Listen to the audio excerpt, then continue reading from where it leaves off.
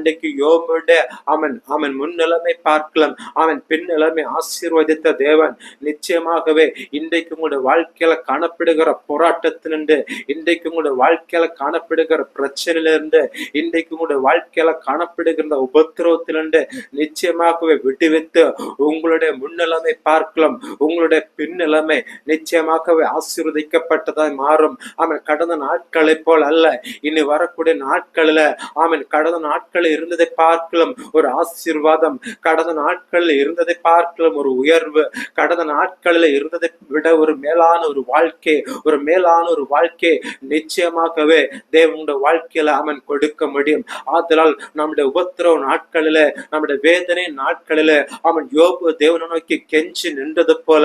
யோபு தேவனை நோக்கி கெஞ்சி மண்டாடினது போல நாமும் நம்முடைய தனிப்பட்ட ஜெபத்திலும் நாம் தேவனை நோக்கி கெஞ்சி மண்டாடி ஜெபிக்கும் போது